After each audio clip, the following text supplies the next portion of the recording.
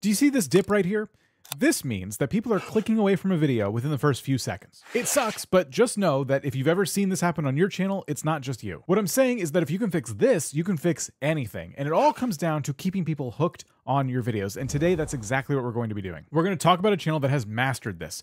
In 100 videos, they have 1.5 million subscribers, which is a huge accomplishment. Even back 5 years ago, their very first uploads have reached hundreds of thousands of viewers. Their success is not an accident. It's not just pure luck. There is strategy behind this, and I'm going to cover it today so you can hopefully learn from it and use it on your channel. And the first strategy we're going to talk about comes into play before you've even hit record. And no, I'm not talking about titles or thumbnails. So many new creators get this crucial step wrong, and once they do, their videos don't get views. And when their videos don't get views, they get sad. And when they get sad, they blame the algorithm, okay?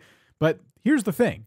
We're not worried about the algorithm. The first strategy is to make content for a viewer, a real human flesh and blood person, not a computer program. So what does that look like? Well, let's take a peek at Answer in Progress, who's doing this very effectively. They are consistently tapping into topics that anybody can relate to, regardless of their background, where they come from, or what their interests are. Like, take a look at the title, Why You Are So Tired. That's not just a video idea. That's just like a part of the human experience. Everyone from students in Tokyo to professionals in New York can relate to the feeling of exhaustion. Or what about why you keep buying books you don't read? What about this one?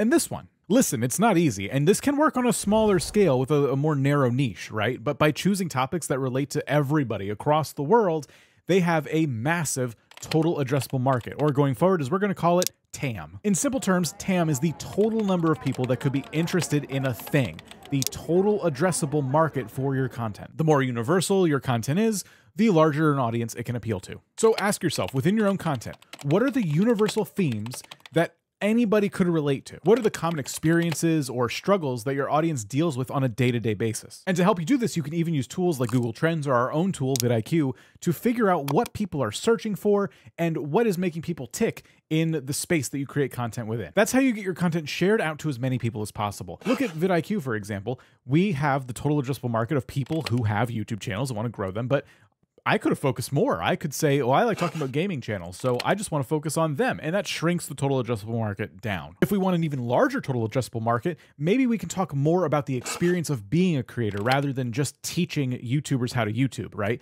A lot of people might watch that even if they don't have a YouTube channel. The point is, figure out what your goals are, and then from there, start to discover what your total addressable market might look like. So you've picked your topic, but what about the next strategy? Because the thing is, there are countless channels that could really nail a niche and still end up not growing. The key is to make your content irresistible, and that's what Answer in Progress did. Because remember that drop-off I showed you at the beginning of the video? They understood that those first seconds were crucial. So instead of wasting your time like this, hello, I'm Dan, and I'm here to help you grow your YouTube channel. They used a technique that was so effective, it's even used with your favorite movies, TV shows, cartoons, and so on. It's so seamless that you probably don't even notice it. So let's take a look at one of their videos, the first 25 seconds, and don't just passively watch. I want you to look at how many cuts you notice in this content. I'm tired. I'm tired when I get up, when I'm working, when I'm eating, when I'm having fun. The only time I'm not tired is when I should be asleep. I don't know what's going on, but it needs to stop. So, I'm finally ditching my phone, finding a better way to wake up, and talking with a sleep scientist to figure it out. From my count, I noticed about 20 cuts. 20 in 25 seconds. This is a fantastic strategy, and not just because there's a bunch of cuts, all right? It's about the story being told within those cuts, because in those first few crucial seconds, we got to see a lot. We saw Sabrina struggle to wake up, go to work, and play, all while the narration perfectly matches the pace and the visuals. Before you know it, the audience is hooked, and they've watched the first 30 seconds, but they didn't just watch the first 30 seconds. They're already invested in the story being told in the video. Again, we're not just talking about the physical edit here. It is the content itself. In those first seconds, as you're being drawn into the content, Sabrina sets up the problem, then manages to relate to the audience on an emotional level, and from there foreshadows what the solution to this problem might be. So great, let's say you master parts 1 and 2 of the strategy, and you now have people watching the entire first 30 seconds of your content. You face another challenge from there. And that's getting them to watch the rest of your 12-minute video. And you guessed it, Answer in Progress has an answer for that too.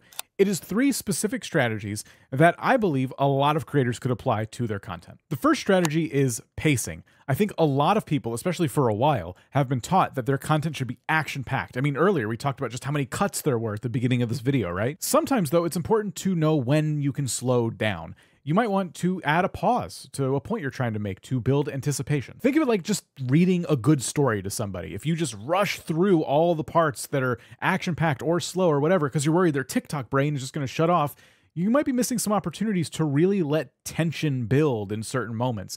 You want the emotion to really set in where appropriate. Their second storytelling strategy also solves a problem that a lot of creators have, and that is a limited production budget. Answer in Progress uses a lot of B-roll to visually complement what is being said. And B-roll is essentially just putting footage over what someone is saying. Right now, me talking here, this is A-roll, and then this on the screen right now, that's B-roll. I'm still talking, and this thing is making the point for me. The cool thing that Answer in Progress does, though, is a lot of people might look to stock footage, for example, to use as B-roll, or other people's YouTube videos, but they actually use a lot of stuff that they have in their own home. The B-roll they shoot is in an accessible, contained area, and it keeps them from having to go out and maybe visit exotic locations to get their point across. It's a reminder that being creative on YouTube isn't about having the best camera gear or the right props. It's just about telling an interesting story with what you have available right in front of you. And then the third strategy they use is collaborating with other professionals as guests within their content. As a channel that answers all types of different questions, the thing is they're not always going to have all the answers themselves, right? So should that prevent them from covering a certain topic? No, not necessarily. They tend to bring in professionals with the right experience to speak to the right topics so they can build credibility, whether it's a sleep scientist who is breaking down a complex theory, or a professional recording musician who can share their experiences. Even if adding professionals to your video for you to interview isn't the right move for your channel, understand that what they're trying to do when they bring in those professionals is add to the credibility of what they're saying. This is going to make people understand that, wow, this creator takes their content super, super serious. Plus, collaborations are just awesome. It grows your network. You get to meet people with different backgrounds and experiences, and you often learn quite a bit, both on camera and off camera. Mastering these strategies is going to take some time and effort, but again, if you can do it, you can do anything on YouTube. You're probably still trying to get that 4,000 hours though, and maybe you want to do it a little bit faster. Well, we found a shortcut in this video here. John explains everything you need to know if that is something you're trying to do.